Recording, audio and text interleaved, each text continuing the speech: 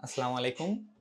তো আজকে আমি দেখাবো আপনাদের যে আপনারা কিভাবে একটা জিমেইল অ্যাড্রেস, নতুন জিমেইল অ্যাড্রেস আপনার ফেসবুক আইডিতে অ্যাড করবেন।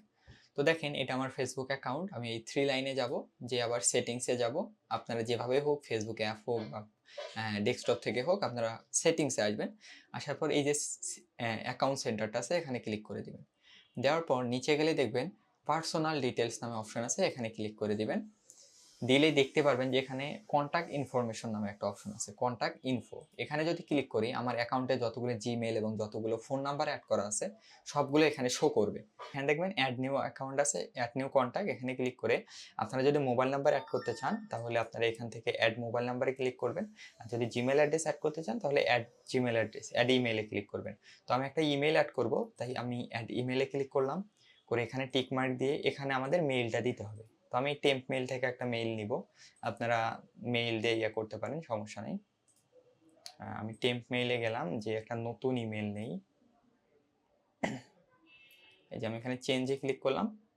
ক্লিক করার সাথে সাথে আর ইউ শিওর, আমি বললাম ইয়েস। তারপর এখন এই যে আমার নতুন একটা ইমেল দিল, আমি কপি করলাম। কপি করে এখানে এসে পেস্ট করে দিয়ে আমি নেক্সট অ্যাড করে দিলাম আর কি।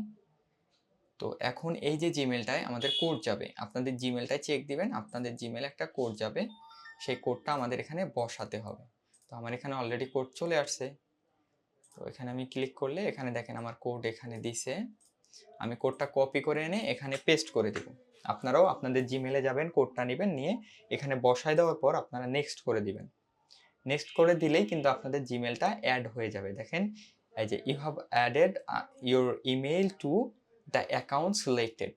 যে অ্যাকাউন্টটা সিলেক্ট করছিলেন সেই অ্যাকাউন্টে জিমেলটা অ্যাড করে ফেলছি আর কি আমি, সেটা বুঝাইলো।